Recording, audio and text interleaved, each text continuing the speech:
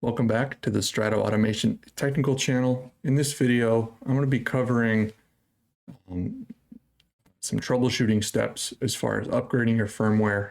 We've had some customers in recent weeks having issues, whether it's upgrading firmware, devices responding oddly in the software, and things of that nature.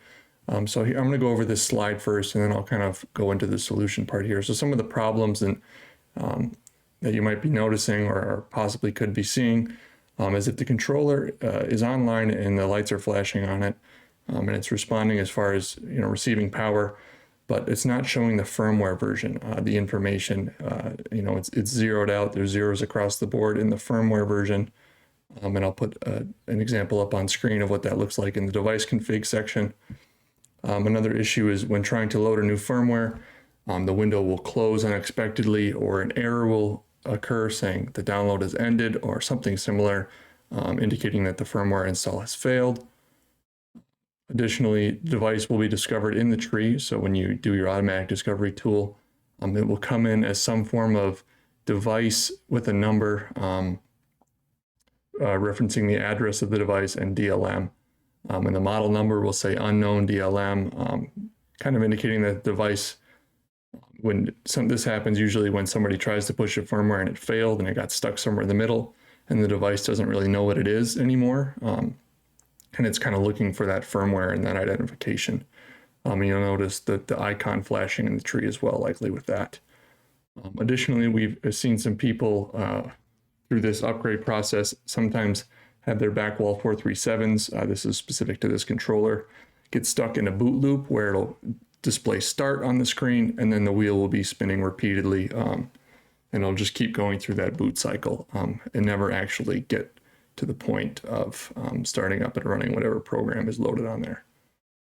So with that, I'll show you on the screen kind of in the software how to troubleshoot that, as well as from the hardware side for this backwall 437 one, how we can go about troubleshooting that. The first method I would use to fix these issues, any of the issues I described earlier, would be simply just to delete the controller in the tree that I'm having trouble with. Make sure that connection's still good. Go ahead and rediscover and have that controller brought in and see what it's coming in as. Whether it's coming back in as what I expect or potentially this device 5 DLM, the 5 again corresponding to the address of the device. Additionally, instead of deleting, I could just go ahead and open a new project, establish my connection again.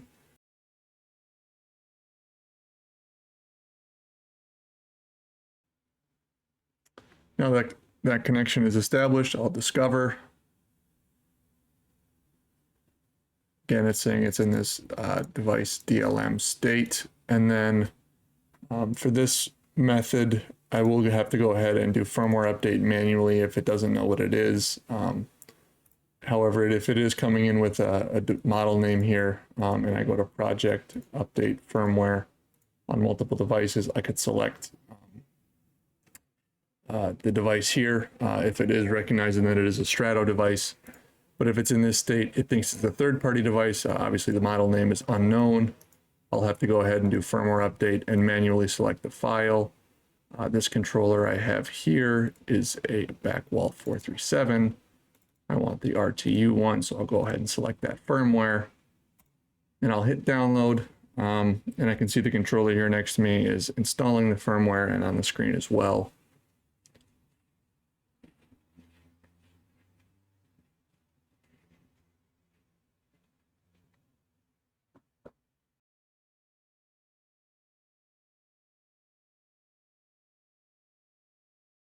Okay, now that the download has successfully finished, go ahead and close these windows. I'll wait for my device to boot up again before I can establish my connection and bring it into my tree. Okay, my connection's good again. It recognizes the controller, and now it's recognizing that it is a backwall 437. So you may notice that my device is italicized and the letters are red.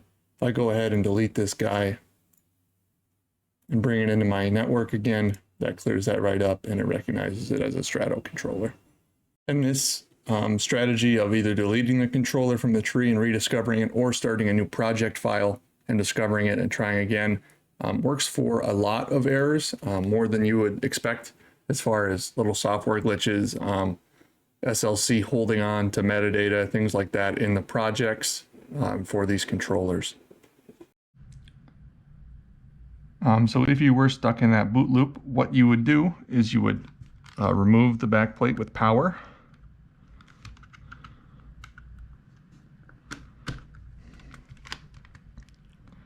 So I'm going to slot it out here, and then as soon as I click it back in, I'm going to hold these bottom two buttons.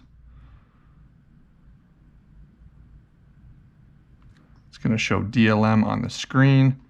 And what that does is it clears all of the objects. So what it might also say, depending on what state the device is in, and if it was messed up at all before, anything like that, it might say object clear on the screen and then go into this DLM. That just is kind of all the same thing as far as we're concerned.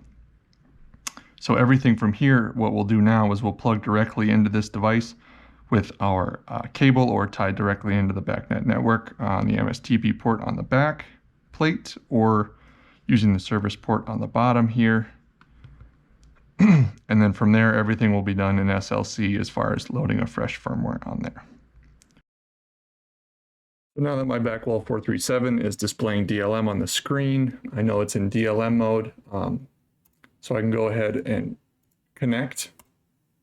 As you can see down here, baud rate 76800 is valid. I'm plugged directly into that service port on the bottom, so it knows that the controller is there. It's going to take a second to connect.